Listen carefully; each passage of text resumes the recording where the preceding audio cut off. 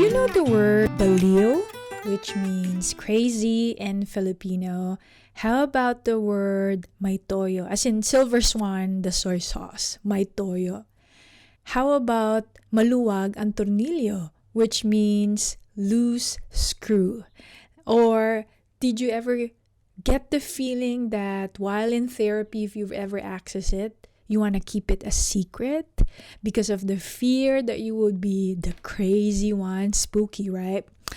In this episode, we would learn how to change our language and, equally important, our minds to what it truly means to be healthy. Remember, healthy mind means healthy body, and vice versa. Body equals healthy mind. Let's talk about why it's crucial that we pivot our minds today, not tomorrow, regarding our kalusugan, which is health, body, and mind. Are Filipinos truly bilingual? We use the same language at home but speak in love languages foreign to each other, together but separated.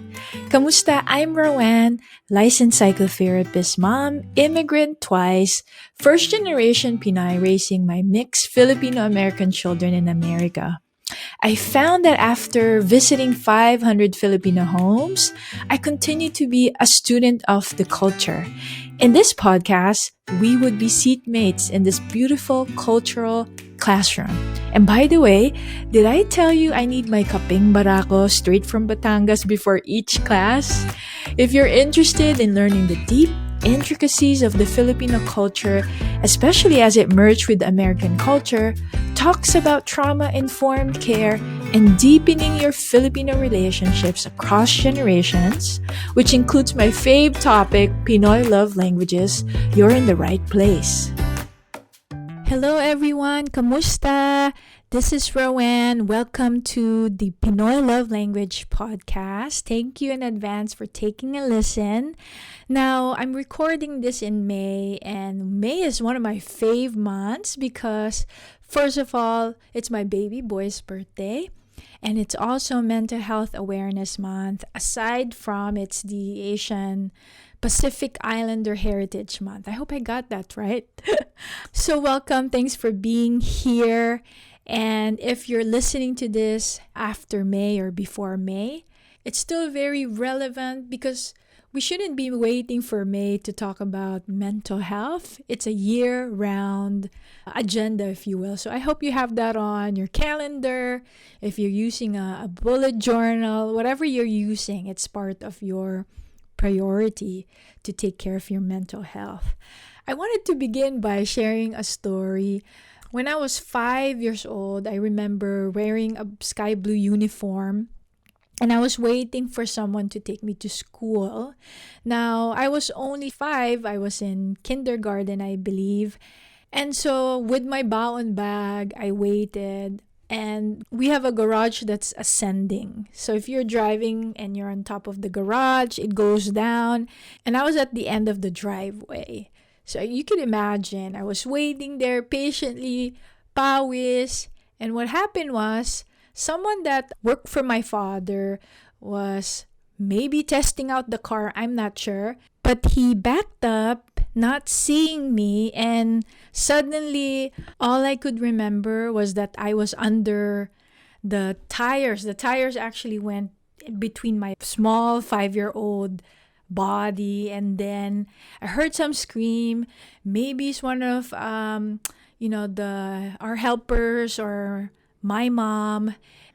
I remember my mom, nurturing me, have me stay in the room. I didn't have to go to school. She rubbed me with the most comforting ointment ever made in the world, Vicks. And indeed, it made me feel good. Also, what I remember that really makes me feel good as a child is my mom rubbing my forehead. I wonder if you have that same experience or a body part that your mom regularly rubs to help you feel comforted and something that makes you really feel soothed.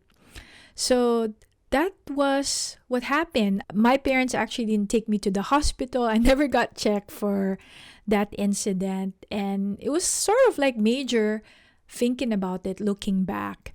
But anyway, story circulated, right? Everywhere we go with families for maybe the next 2 years is that the story is like, did you know Rowan, she got nasagasaan, she was run over by a car. But, she didn't even cry. She was so tough. She was so brave.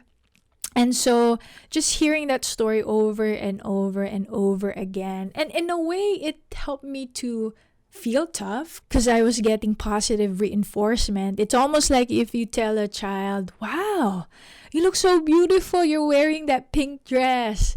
Guess what? That child would constantly want to search for that dress to get that same reinforcement. So maybe I was also doing that. I wanted to be tough. And later on, that seemingly had been my label. I don't cry easily. I was tough like the boys in our neighborhood, my kalaro, my playmates. And in fact, I would hang out more with boys. I was kind of like a tomboy. And so I remember I was so tough that one day I was helping my grandma. It was almost Christmas, and so she was creating these Christmas bags from Christmas gift wrappers. And so we would staple it, and I remember she had a huge, almost looking like an industrial stapler. So I was the stapler. And one time when she was in the kitchen, I accidentally stapled my finger and it bled so much, but I didn't want my grandma to be worried or to have her see me cry, so I ran as fast as I could in the bathroom so I can coil it with toilet paper. But there was some dripping of blood, and so my grandma, my lola, was like, oh, ano nangyari, what happened? I was like, oh, no, I'm fine, it's okay, even though it was really painful. In fact, even now, my finger has a little bit of a marking, if you will, from that incident. And I'm sharing that because I'm curious, because I was so used to getting reinforcement, right? That I was tough, I didn't cry. And aside from that, I'm a pretty, I think, regulated child, meaning easygoing. And so maybe that also played a factor. So you're probably wondering, what does this have to do with mental health? When it comes to the definition of what strong means, I got that from that experience basically. So that strong means sucking it up or not crying or just getting over with things easily.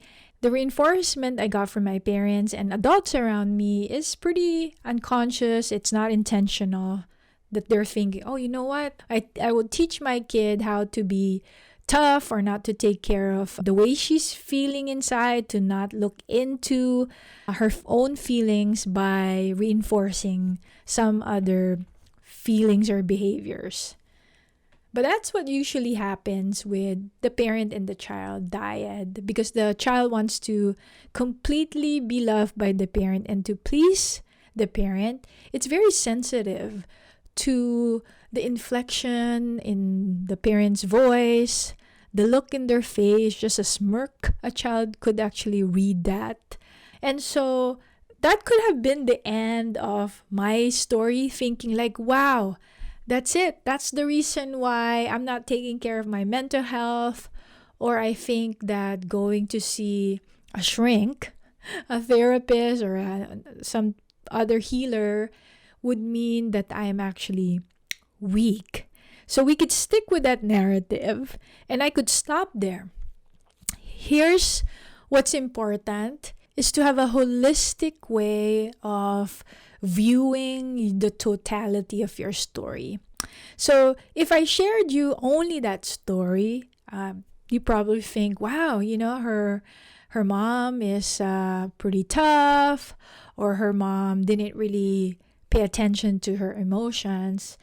One of the other story about my mother is, as I could remember it, even though I have this feeling of like being tough a certain way, I remember that in my first heartbreak, I was feeling safe enough to be consoled by my mother. And in fact, I remember being on her lap. My head was on her lap, and it was so comforting. There's nothing like being seen and felt by your own mother. And so there is a story, but there are other stories hinged on that story. It gives us alternate stories to anchor from.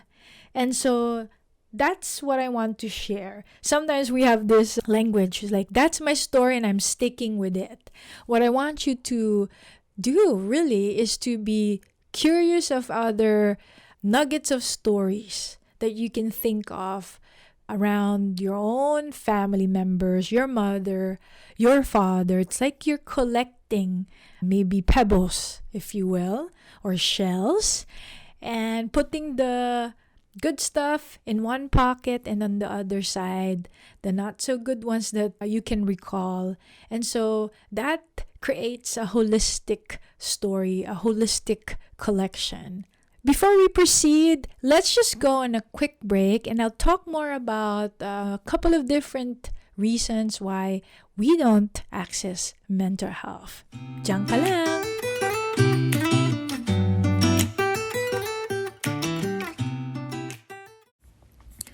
Don't forget that the 5 Pinoy Love Language ebook is available now. This ebook is easy to digest but gives you an understanding of the unique ways Filipinos express love, deepening your cultural identity and understanding, but ultimately understanding you in your Filipinx relationship. Check out the links in the show notes.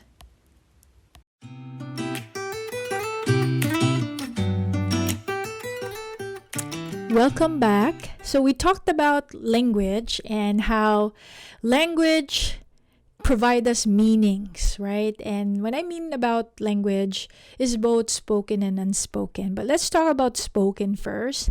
How when we label our children, the praises that we give them, the reinforcement, it's a language that they are really clinging on, and to be very aware of the message we're sending our children. As far as mental health, the opposite of that is like, oh, if I seek out someone, if I cry, if I say aray, ouch, that means I'm weak. And because we have this confirmation bias, right? We're looking for things so that we can solidify our own theories about ourselves. So if we think we are strong and in our minds therapy is weak, then we would stray away from it because it does not confirm our story of ourselves. So that's one. Another one that I'll talk about is where there is the concept of kapwa, which seeing yourself in the other and the other in you. And so there is this whole teaching around being considerate. And if you imagine a group of children in a circle, if you leave the circle, that means you're distorting the shape, or that means you're leaving the others behind. And that's a burden, right? And so no one wants to be a burden, especially in a collective society. There's a lot of negative reinforcement. For instance, I might have shared this in our other episode that really it's a huge difference in the way children are conditioned from the very get-go from the family unit in a Filipino household in the motherland versus in America. But I know I've talked about that, or we'll be talking more about it.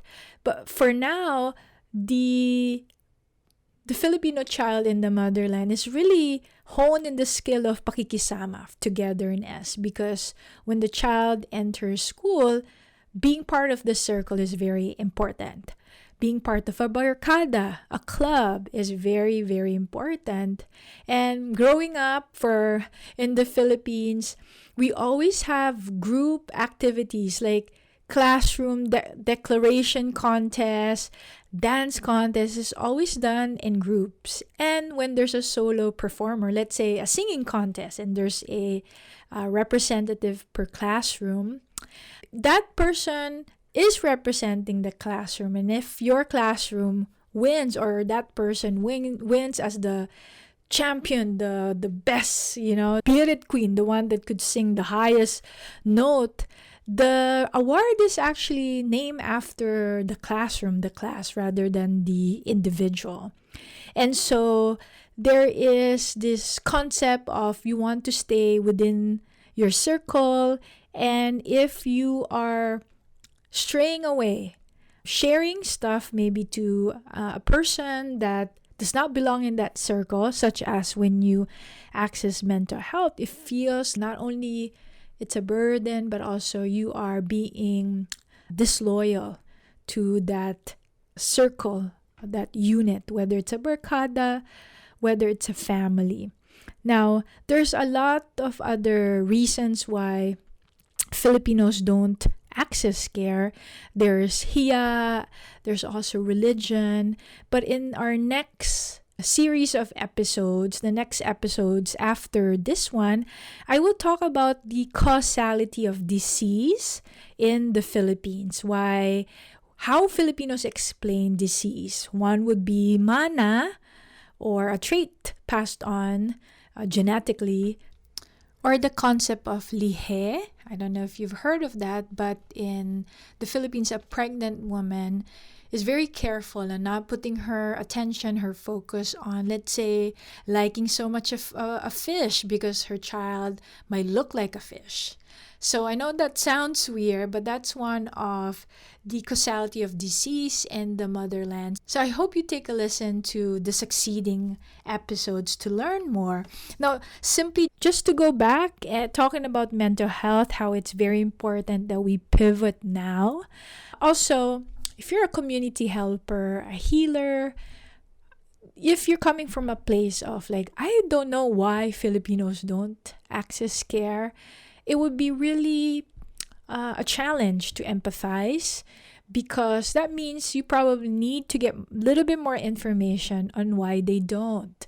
I think once you get to a place where you could say to yourself, oh, I see why they don't access care, that's when you really become an empathetic and an effective community helper, because rather than using your own lens to convince the other this is the right way, you understand that their path is different from yours. And even though you're Filipino, the person you're convincing is Filipino, there might also be a difference in culture there. So want to just share that also. This, if you're in school and you're not taking care of your own stuff, I remember in school, if I don't take care of my math worksheets, I have to go home and make it my homework. So when we don't take care of our stuff, guess what? Who suffers, right? Who would have to take care of our homework? The next generation. So I see this very, very often in my practice, where women, men, their parents' stuff becomes their own stuff now to take care of. So please do your seat work so the next generation won't have to do the homework. To end, I want to thank you, salamat po, for letting me hang out with you. There is a corresponding blog post. It's called 9 Filipino Misconceptions About Therapy. It will be in the show notes. Also, if you're enjoying this podcast, please help grow this podcast so others could take a listen. If you're using your phone, scroll down and you can write a review. Please leave a 5-star stellar review if you're liking this content. For now, maraming salamat at sa ulitin. Bye!